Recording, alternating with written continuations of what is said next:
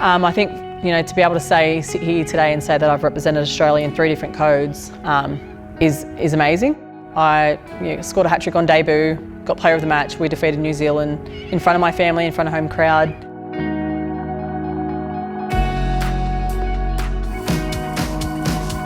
I'm Mahalia Murphy. I'm one of the Parramatta Eels players. Was born in Western Sydney and still live in the Western Sydney. I also work as an Aboriginal support officer.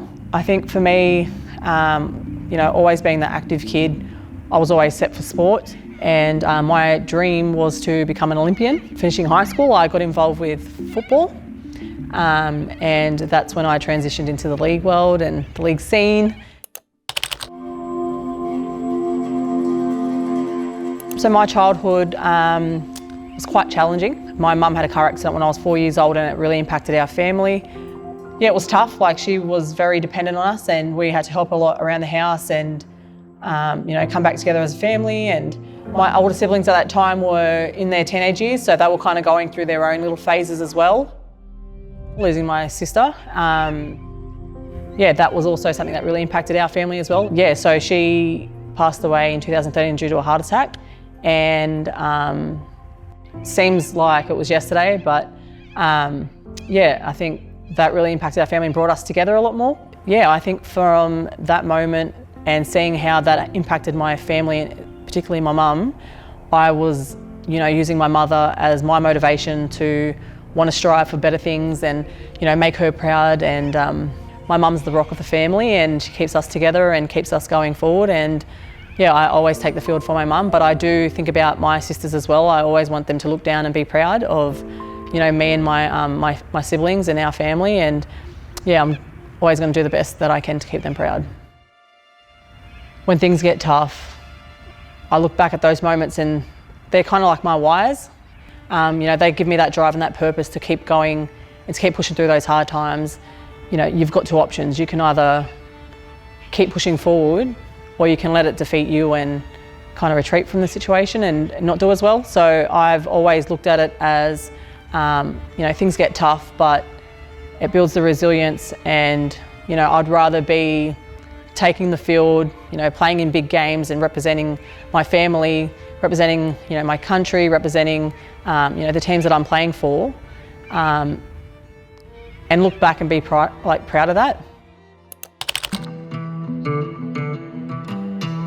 My favourite memory would be my Jillaroos debut in 2015 because it was the first time I've played for Australia in any sport. I was fortunate enough to have my mum, my dad and my uncle and my auntie attend the game in Brisbane. I scored a hat-trick on debut, got player of the match. We defeated New Zealand on home soil. So I don't think you can really ask for a better debut than that, but that's definitely my highlight, having my family witness that.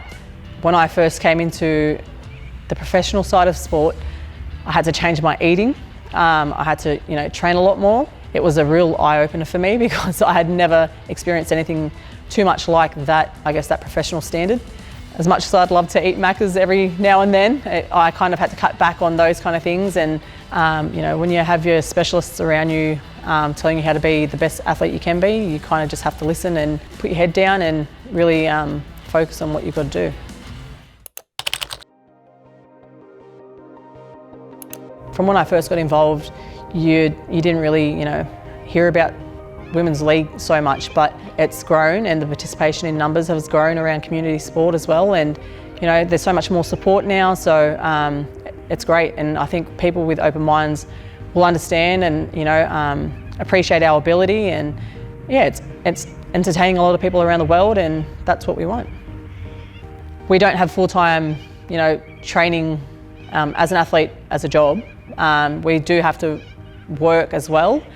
But I think, when you have expectation on performance and expectation on, your national team doing well, you can only look at how much is invested into the women's game. If they invest more into us, being able to focus on being an athlete, then we could expect better results as well. Yeah, there's definitely a gap, and I think that's the issue, is the amount of money going into the game. Women not being able to afford to be a full-time athlete at the moment, and having to work multiple jobs whilst some others are also being a mother. We just got to keep doing what we can do and being the best athletes that we can be, and keep, I guess, showing that we're capable of playing a game that the men play. Yeah, I think that there's definitely there's an improvement. There's a lot more athletes that are Indigenous and now representing at a high level, in different sports as well, not just rugby league. You see now, like at football games, you see a smoking ceremony, you see a welcome. I think really including the culture like that is really important, and it means a lot to our people as well, to acknowledge the culture and acknowledge the land that you're on. Even with the jerseys, having the Indigenous design jerseys is another step forward as well, and acknowledging the culture and sharing stories as well through sport. Yeah, there's definitely an improvement.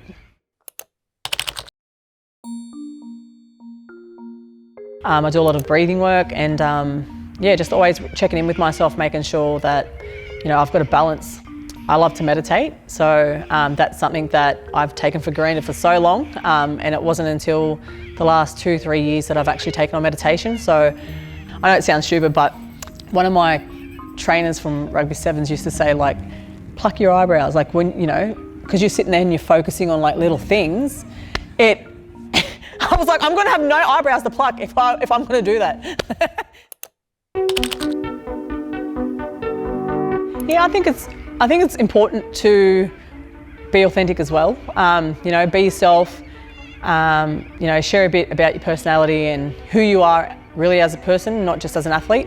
I think to be able to sit here today and say that I've represented Australia in 3 different codes is amazing, and definitely something to be proud of. So I feel like I've got to keep doing the best I can and really keep inspiring the next generation to be like me or Kath Freeman or Greg Inglis. Always remind myself, I was that young girl that once looked up to somebody, and I was that one girl that was sitting at the school in the assembly and having someone come through our school and speak to us, and how inspiring it was. So I think it's really important that we do get connected to people at grassroots levels and all levels really. It's all well and good that they see you on TV, but for them to actually understand you as a person and your story and hear about the struggles that you went through kind of makes it more realistic and gives them more hope. They think, oh, well, she's been through this and she still made it to where she is, and it kind of gives them that hope. So I love being connected to the younger generations.